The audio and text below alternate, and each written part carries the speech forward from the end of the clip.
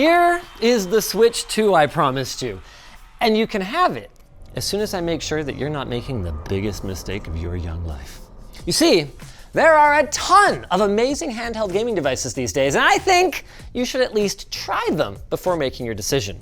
And the question will be, are you gonna stick with Nintendo's latest, or are you gonna take the plunge into the big boy pool?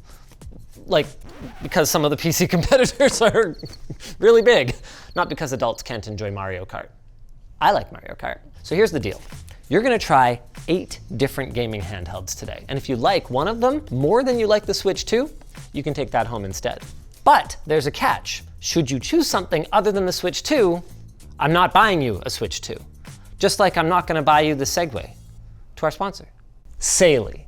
Make sure you stay connected on your next vacation or work trip with Saley's eSIM plans.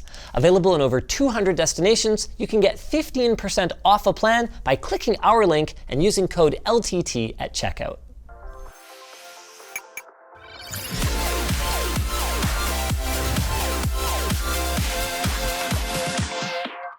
The reason I'm excited for the Switch 2, it's like a brand new console, and it's really the only console I know about. The new Mario Kart sounds pretty fun. Also the upgraded versions of Breath of the Wild and Tears of the Kingdom. The backwards compatibility is important because even though Mario Kart World might be better than Mario Kart 8, I might still want to play that sometimes. If I'm going to see my cousins, I'm bringing a handheld. Battery life would be kind of important, but if I can also just bring a charger and charge it while I'm playing. So it's not like a deal breaker. It's not a deal breaker, for sure. You're gonna get me to try 8 consoles in an hour and decide between one of them? Yes. Let's start with the 800-pound gorilla, the Steamdeck. While it might not be the most powerful of our choices today, there is a reason that it is the most popular. SteamOS is slick as heck, not to mention just plain more efficient than Windows. And Valve's understanding of gaming shines through in every aspect of its design. Its only drawback is that it has a limited game library. But that's only compared to Windows handhelds. Compared to Big Red, the Steam Deck's game library is expansive, not to mention way more affordable because you can play most of the games that you can get on Steam. We've got a couple of games preloaded, but the most important one is probably Split Fiction, not because I think it'll be your favorite game ever, but because it is cross-platform and available on all of our systems. Any initial impressions? This mouse pad is so cool. Yeah, the dual trackpads on this thing, actually very cool. You can use them for mouse aiming with some practice, and they have haptic feedback, as you noticed already. They also have momentum, so you can kind of throw them and you'll feel them vibrate. They're very configurable. And if you want to play something like, a strategy game on the go, they're useful for that as well. It's very big. Yes. Is that a problem? Depends if I'm traveling somewhere and my suitcase is full. In terms of the ergonomic advantages, a lot of people really like that about the Steam Deck, but no, it's not as packable as something like a Switch. The D-pad's kind of small. It's hard to individually choose one rather than go diagonal. I don't think it's a size issue, but no, the Steam Deck's D-pad is not known to be amazing. Do you want to play around with SteamOS at all? SteamOS? What's SteamOS? SteamOS is the operating system that Valve developed for the Steam Deck that only basically runs Steam. Okay, sure. You can use it in desktop mode with other applications, but it's actually Linux-based. It is not Windows or Nintendo. It is their own thing. So you've got the Steam button here, which allows you to access all of Steam. And this little 3 dots here gives you access to all of your system settings. That's very quick and useful. I like that. Way better than the implementation on Windows handhelds. It also gives the Steam Deck excellent efficiency if you're running lighter games like Dave the Diver, and it will instantly suspend and resume like something like a Nintendo, rather than taking a while to boot up like Windows. There are drawbacks though. It's one of the least performant out of all the handhelds we're gonna look at today, and the screen, honestly not amazing by today's standards. Of course, there is another. Meet the Steam Deck OLED. Is this the same as that one? Well, not quite. The difference is right in the name. It's a Steam Deck, but with an OLED display, and it is beautiful. 1000 nits peak brightness, perfect blacks, HDR. They've done an outstanding job with this thing. If this is the same as the other Steam Deck, but it just has a better screen, is it just better? Yes, it's also a little faster. Okay. And to show off just how much performance is on tap here, we actually loaded up The Legend of Zelda Breath of the Wild, a Nintendo exclusive game, in an emulator so you could try it and see what the experience is like. I would tap it. Realistically, I don't think it's going to be much laggier than the Switch 1, but it's not going to hold a candle to the Switch 2. However, what do you think of the display? It's very bright. It's a lot better than the other one. Gets really laggy when I hit it for a second. Yeah, but the battery life is even better than the original Steam Deck. Okay, why don't we move on? If more performance is what you're after, this may be your poison. This is the same thing you have, so if I wanted to use one, I could just ask you to borrow it. Okay, that's hacking.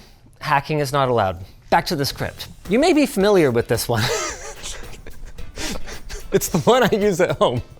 Obviously, he's familiar with it, but for the rest of you, the main draw of the ROG Ally is the inclusion of AMD's Z1 Extreme processor, a chip that is so much more powerful than the Steam Deck that it easily overcomes any of Windows's inefficiencies. Well, as long as we ignore battery life in lighter games, and ignore the kind of kludgy general experience of navigating Windows on a handheld device. Microsoft has some work to do. By the way, this and all of the devices that we've got today are going to be linked in the video description. This one, the story for the screen is a bit more complicated. It's 1080p, so higher resolution compared to the Steam Deck, but it's not OLED. But it can do up to 120 Hertz. So for supported games, it'll be smoother, kind of like your monitor at home. Oh, also the interface for changing things, right there. So you can adjust your brightness, change your performance mode. You won't get much battery life out of the higher performance modes, but hey, it's really fast. Okay, let's try turbo. You're gonna get like an hour of battery life if you're lucky on that mode. Yeah. 48 minutes. Yeah. 48 minutes? Yeah, on that battery mode, yeah, no, you don't wanna run it on that. Oh, now it's so slow. What if I told you there was an Ally, but with better battery life? That would be cool. Okay, let's have a look. Here you go, brace yourself, she's heavier. Not by that much though, when you consider that it went from a 40 watt-hour battery to an 80 watt-hour battery. They literally doubled the capacity of the battery, which results in at least 2 hours of battery life, even in the higher performance modes, and as much as a lot more hours. Is this one just the same as the other one with higher battery life? In general, yes. We actually made a small mistake on the RAM speed. So they increased the speed of the memory from 6,400 megatransfers per second to 7,500 megatransfers per second, which does make it a bit faster. It also has a little bit more memory, but in general, it's same, but better. This one's way smoother and higher FPS than the other one we played Breath of the Wild on. Yes. It's also in the highest mode though, so I don't know. But what's nice about this is that it has such a big battery that you can actually run it in the highest power mode for an amount of time. Seem like it's lagging a bit right now? I don't know, you tell me, you're playing. It does a little bit. Emulation is not going to be perfect unless you have an extremely powerful system. And this is a fast handheld, but it's not an extremely powerful system even so. Okay, but why? I don't know. I was just trying to hit something. I didn't know it would. What did you think an explosive barrel was going to do? Yet more proof, as if you needed it, that no matter how good your gear is, it's not going to make you a better gamer. Now, there are some things about the Ally X that aren't great. It still has the same display as the original Ally, which is fine, and it's significantly more expensive. But given you're not paying for your system, I guess that's a non-factor for you. Where does this rank for you? Probably at the very top. What if I told you that you could have the performance of this with the removable controllers of the Switch? That would be even better. Let's have a look. This time for real, she is a chunky boy. That's very heavy compared to all the other ones. The benefit is this is the biggest screen we've seen yet. 8.8 inches and the highest resolution. It does 1440p up to 144 Hertz. Small drawback, remember the battery life issues of the first gen Ally? Yeah. Basically the same. How long would it last for in its highest performance mode? A little over an hour. Okay. What do all of these buttons on the back do? Oh, well, those are paddles. So you can bind them to any functions that you want. In fact, a lot of the ones we've looked at so far do have rear paddles. One of them, yes, slides off the controllers. There we go. And this is cool.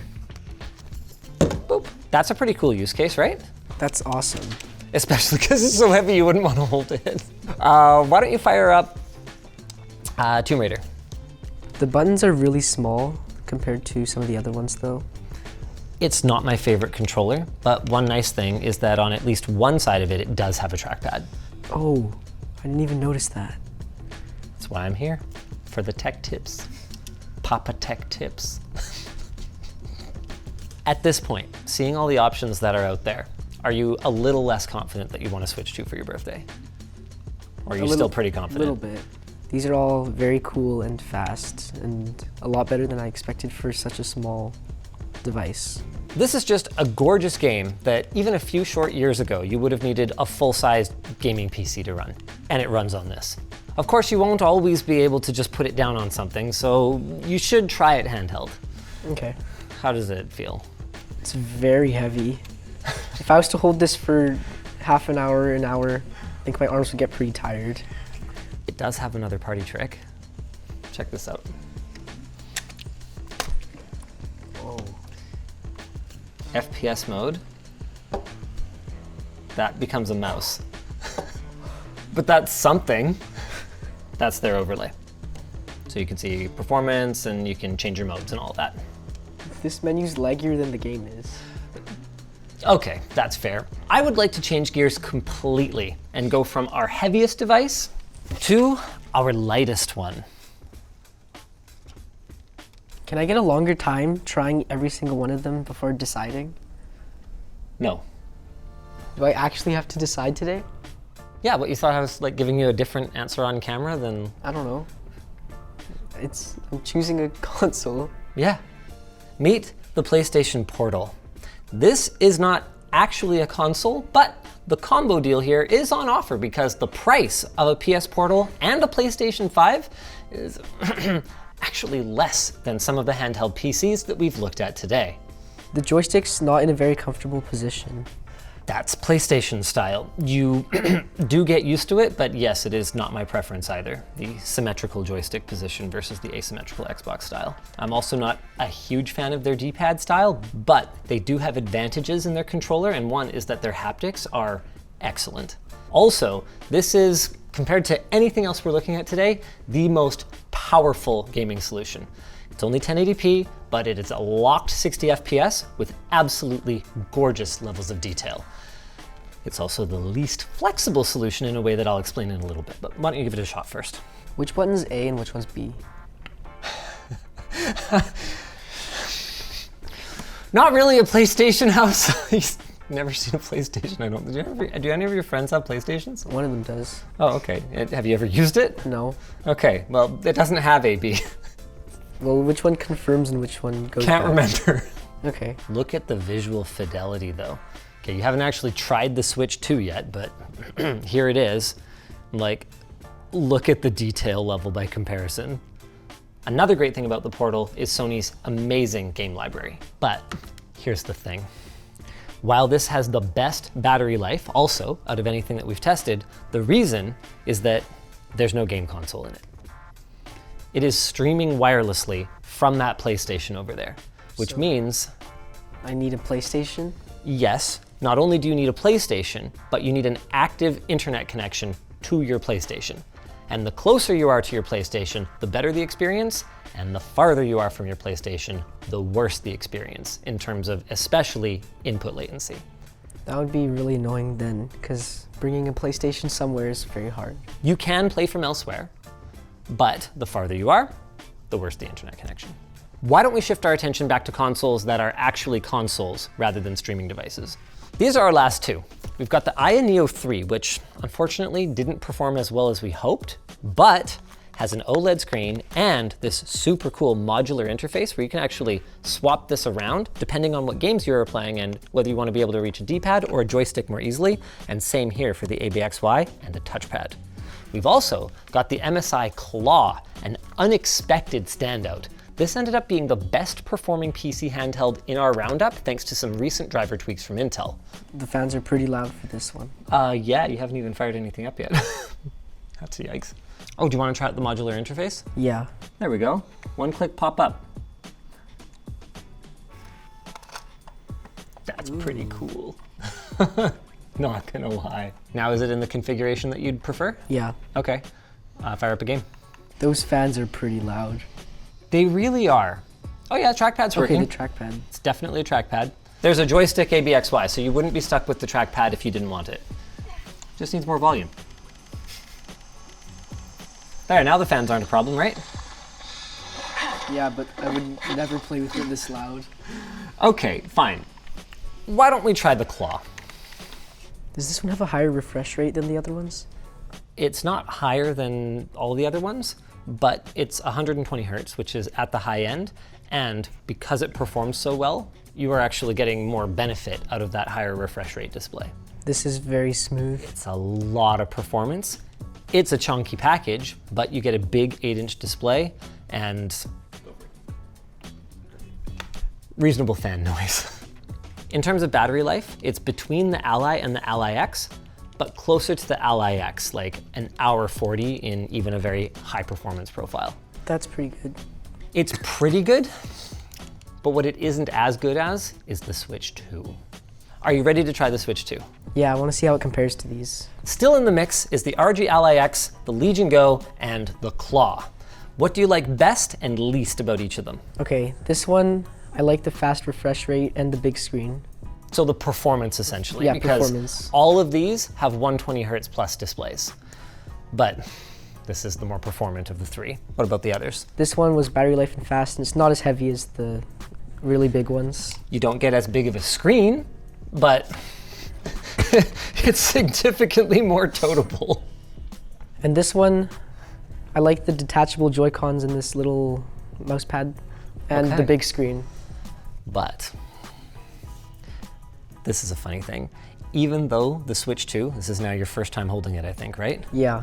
Even though the Switch 2 is so slim compared to these, the same thickness as the original Switch and the Switch OLED, its screen is among the largest that we've seen at 7.9 inches. So smaller than the Legion Go, but just shy of the Claw. Wow. It also has a 120 hertz display, and it supports HDR, just like the Steamdeck OLED. Yeah, why don't you fire up Breath of the Wild? Because that's the game that you've been playing on the others. Nintendo Switch 2 edition. Yes, for an extra 15 Canadian dollars, you can upgrade Breath of the Wild to look better and run better. Does it get any other bonus features? I think so, but like, nothing that's a huge deal. You get another save slot, I think, or something? I don't know. The big ones are that it's prettier and that it runs better. I like that it's a lot bigger than the Switch, other Switch. Yeah, it's especially nice when you remove the Joy-Cons and you're using them in Joy-Con controller mode. Like, it's actually kind of usable. Also, this is sick. The Joy-Cons are magnetic now. Oh, So you just, wow. That's way better. do you want to hear any drawbacks yet, or do you just want to enjoy it first?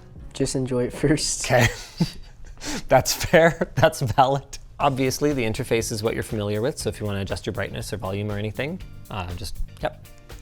Hold it, but sure. No, what? You don't know about the, go back in the game, go back in the game. Hold here. There you go. Oh, I didn't even know you could do that on the other one. I've let him down. It's not an OLED, but it is an HDR display, and it is pretty gorgeous from my limited time with it so far. Everything's way brighter and cleaner than the other. Sure is.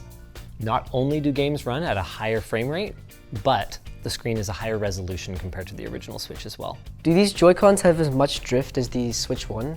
We don't know yet. They might be okay, but they're not Hall effect, so they might not be okay. Yeah, all of our Joy-Cons drift really bad. Wow, this scene's way better than the other one. Wow. It's way better than the other Switch. The quality's higher, refresh rate's higher. The sound is so much better. Boop. That's so cool. Okay, these ones are so big. They're like actually the right size for my hands. And they're magnetic. That's really, really cool. It's so smooth. It's so much brighter, cleaner, faster than this one. Well, yeah. And this is even the OLED. And it's- so this has the benefit of having arguably the better display, but Nintendo didn't put in the work to implement HDR on this.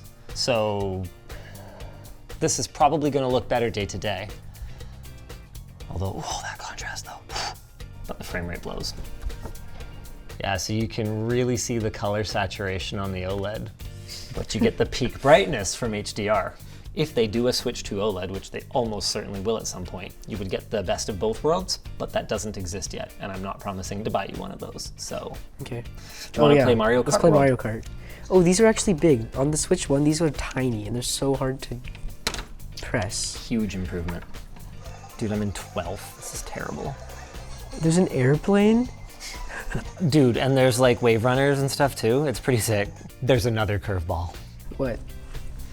Asus and Microsoft have partnered up, allegedly, on the Ally 2, turning it into an Xbox branded console. We expect that it will be everything the Ally X is, but better, and with integration with Xbox and Game Pass. So then should I rule this one out? Why don't we have a look at the leaks together, okay? There's leaks? Employees just tell the world what secrets are being made? I think I have sheltered him. Was it already going to be hard enough without any more curveballs? Yeah. Are you ready to eliminate anything from the table? How will I get all of them? What No. Okay, I'll put this one back. Why'd you put that one back? I put it back because it's really heavy and would tire my arms quick. That's fair. That one also has a worse battery life than this one. Yes, these two both have better battery life than that. This is the most performant, but with less battery life, and this is the best battery life out of the PC handhelds. Yeah. Okay, here's the Ally 2. Kind of like an Ally X, but you can see it has more like a controller style grip. We also expect that if the specs are what they are supposed to be, it will probably have the best performance out of all the PC handhelds and probably the best battery life. But we don't know exactly how much. Could some of these just not be true and they're just lying? That is possible, but don't ask me how I know. They're true. Okay. When is it going to come out? I'm flying to see it tomorrow morning. Okay, so should I just not get anything and get that? You have to choose something. You walk out of here today with something, with a choice. Do I actually have to choose right now? Yeah. What? That's life. Well, no, that's not life. That's content. Yeah. Here's our options. Big moment. Switch to Ally X, Claw, or roll the dice on an Ally 2. How many new games are coming out for the Switch 2? Lots. It looks like game developer support is going to be extremely strong. Plus, of course, there's the back catalog of Switch games. It is backwards compatible, and you can count on Nintendo to release banger after banger. I'll pick the Switch 2 then. You picked the Switch 2? Yeah. Okay.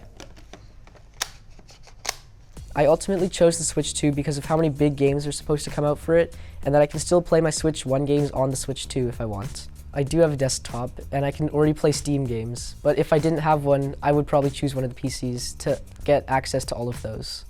The games are really expensive, over 100 Canadian dollars. Each? Like, for a single game? Do I have to pay for the games? Unless it's a game that I want to play. Does it have any games already on it? It has Mario Kart World, and you can play your existing Switch games.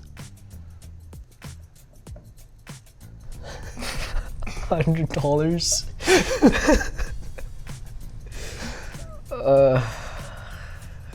Okay, sure. Yeah, Happy birthday. thanks. And happy birthday to our sponsor. What? What? Rocket Money. How much do you think you're spending on subscriptions? Chances are it's more than you realize, especially if there's one from a couple months ago you forgot to cancel. But wait, don't leave to do that yet. Why not let Rocket Money do the heavy lifting for you? Think about it. No more calendar reminders, no more surprise charges on your card, and best of all, no more 20-question opt-out surveys. Rocket Money can help you axe those subscriptions in just a few clicks. And that's not all. They can even negotiate better rates for you on things like your phone or internet bill. With all that money saved, it's time to sign up for one extra thing then, right? Wrong! Rocket Money can also help you budget your hard-earned cash so you can work toward getting that new computer upgrade, or you can finally start padding out that savings account. So don't wait. Get started for free today at rocketmoney.com/LTT, or you can click the link in the description to find out how you can unlock even more features with a premium plan. If you guys enjoyed this video, why don't you check out this other one that my son and I did together. We don't fake our videos, boy.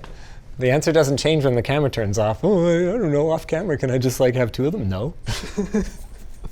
Do I have to decide today? Yeah. Okay.